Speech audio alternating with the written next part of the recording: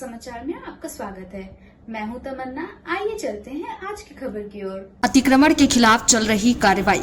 जबलपुर में अतिक्रमण के खिलाफ चल रही कार्रवाई के विरोध में भैरवनगर मदल महल निवासी गरीब परिवार के सदस्यों ने कलेक्टर जबलपुर से मुलाकात कर गोरखपुर तहसीलदार द्वारा की जा रही मनमानी के खिलाफ ज्ञापन सौंपा। मीडिया से बात करते हुए पीड़ितों के वकील ने बताया कि तहसीलदार गोरखपुर द्वारा स्थानीय लोगों को लंबे समय से बेदखल करने की कार्रवाई के नोटिस चिपकाकर परेशान किया जा रहा है, जबकि उनके मकान अतिक्रमण की सीमा पर आते ही नहीं है। इस दौरान उन्होंने चेतावनी दी है कि यदि जल्द ही उनकी समस्या का निराकरण नहीं होता तो वह उच्च न्यायालय की शरण में जाएंगे। हम लोग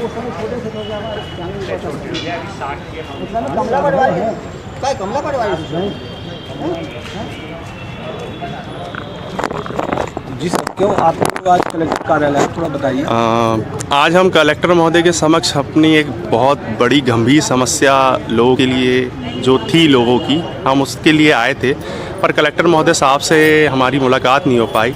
हमारे पूर्वा क्षेत्र के रहवासी भैरवनगर लोगों के ऊपर एक बहुत बड़ा संकट उत्पन्न हो गया है, जिसे हम कहें आसमानी बिजली कह सकते हैं। जिस खसरे में हम रह नहीं रहे हैं, उस खसरे का नोटिस दे के हमको वहाँ से भगाया जा रहा है, हमको इनक्रोचर कहा जा रहा है, जबकि हम वहाँ 40 से 50 साल वर्ष से रह रहे हैं।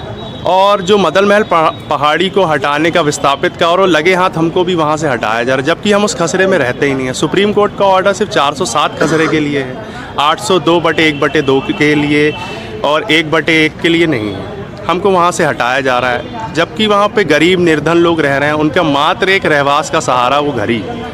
इसलिए आपके चैनल के माध्यम से मैं ये आवाज़ पहुँचाना चाहता हूँ कि कलेक्टर महोदय तक ये आवाज़ पहुँचे और हमें न्याय मिले। यदि मान लीजिए आपकी बात नहीं सुनी जाती तो अगला कदम क्या होगा? हम उच्च न्यायालय की तरफ जाएंगे। हम उच्च न्यायालय से निवेदन करेंगे कि हमें इस गंभीर समस्या से निकाला जाए, क्योंकि जब जिस जगह का सीमांकन हुआ ही नहीं है और तहसीलदार महोदय भी हमें समझ दस्तावेज उपलब्ध कराना ही नहीं चाहते हैं, तो हम कैसे जवाब देंगे? हम बताएं। गोरखपुर तहसीलदार सुरजीत बंसोड़ साहब ने हमें पूर्णतः दस्तावेज देने से मना किया है। सिर्फ 2 दस्तावेज दिए हैं और अन्य जो दस्तावेज उसमें लगे हुए थे वो देने से मना कर दिए। लगभग कितने परिवार प्रभावित हो रहे हैं?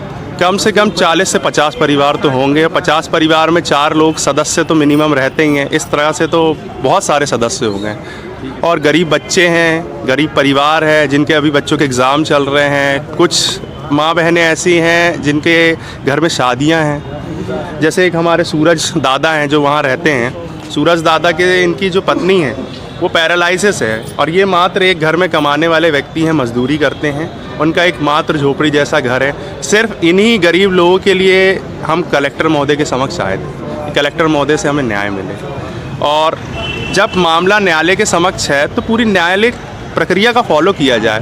तहसीलदार साहब उस न्यायालय प्रक्रिया को फॉलो नहीं कर रहे हैं। हमें सिर्फ 1 दिन का समय दे के वहाँ से भगाया जा रहा है कि आपको हम सिर्फ 1 ही दिन देंगे, आप जवाब दे दो।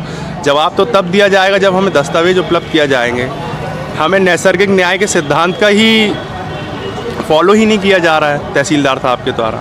तो आप चैनल के माध्यम से मैं निवेदन करना चाहूँगा कि आवाज़ कलेक्टर महोदय तक पहुँचे और हम सब गरीब लोगों को न्याय मिले। मेरा नाम है एडवोकेट ऋषभ साहू। ये थी आज की खबरें, और खबर देखने के लिए हमारे चैनल को सब्सक्राइब करें, लाइक करें और बेल आइकन दबाना ना भूलें। आप देख रहे हैं जनता के लिए, जनता की आवाज, जनता समाचार।